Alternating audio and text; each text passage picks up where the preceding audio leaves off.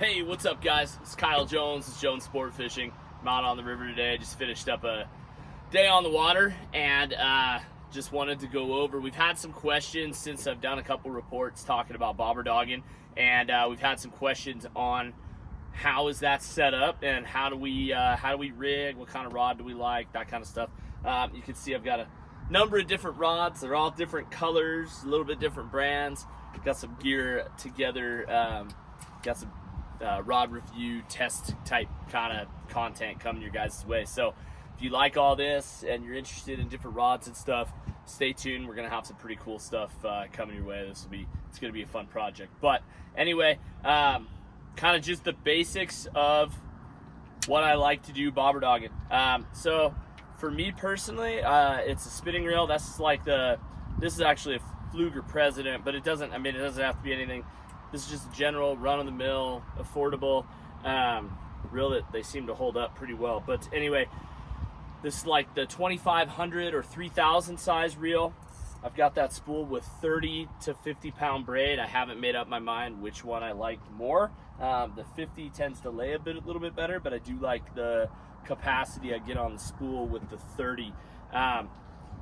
As you can see here, I run 15 to 18 feet of a fluorocarbon. I run 20 to 25 pound fluorocarbon bumper on that. That's done with a uni knot to my braid at 15 to 18 feet, and then a bobber stop is added there, and I just slide that bobber stop the whole way up to my braid and fluoro connection. From there, we run one small little bead. That's a stopper bead. That's meant to stop on the bobber stop. You have to be careful on these beads. Sometimes you'll put a bead on that the hole is actually too big and it'll slide over all this stuff, and that's obviously bad because you spent all that time rigging it up to just have an issue. Then I go to a corky. I can't remember what size that is, but it's one of the bigger size corkies.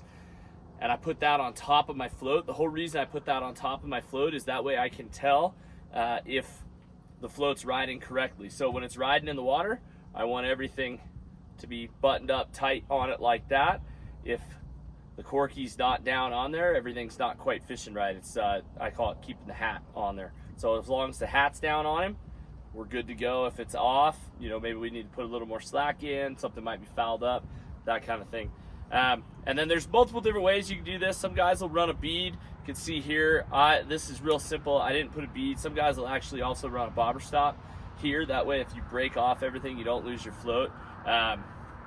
In the interest of speed and re-rigging during the day, a lot of times that kind of stuff doesn't end up on there. But run that down to just a regular snap swivel. I think that's a number 7 snap swivel. A small piece of pencil lead. Guys will also run slinkies or the Bomax stick weights, or like Dave's Tangle free weights.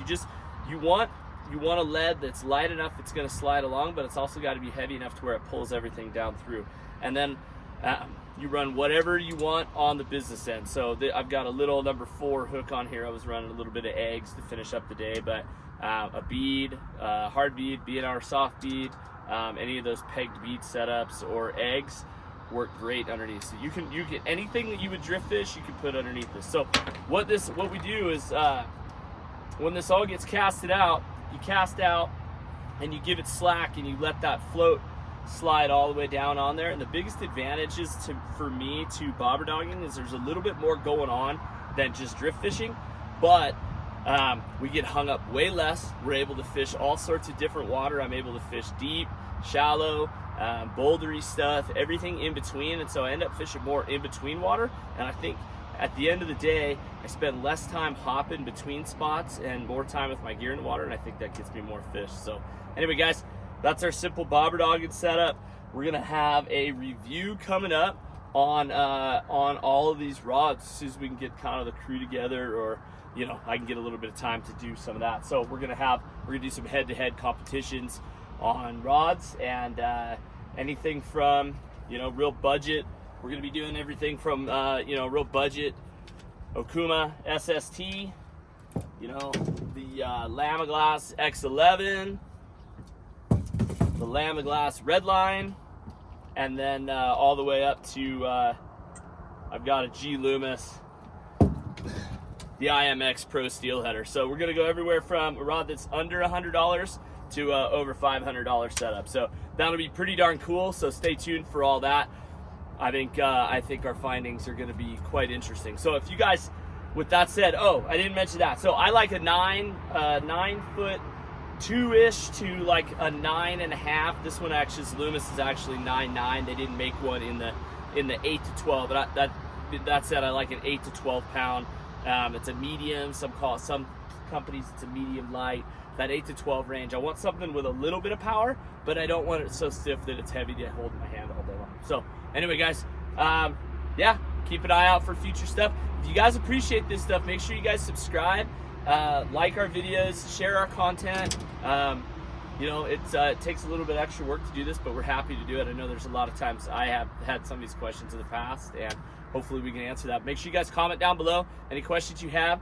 If there's any rods that you want to see compared to each other and get our honest review on what we like, what we don't like, irrespective of, you know, pro staff or what I like to call, you know, bro staff, but all that kind of stuff. You know, a lot of the content out there that has to do with like rods and tackle and all that kind of stuff is so driven by people paying for the messaging, and so we are paying out of pocket for every one of these rods. And if there is a rod that comes up that we have a pro deal on or something like that, I will definitely mention that in the review, and they're going to get complete, honest, and truthful, and maybe even ugly reviews from us. We're going to tell you what we like, what we don't like, why we would buy something or what we wouldn't buy. So anyway, guys, really appreciate you. God bless, and we'll catch you next time.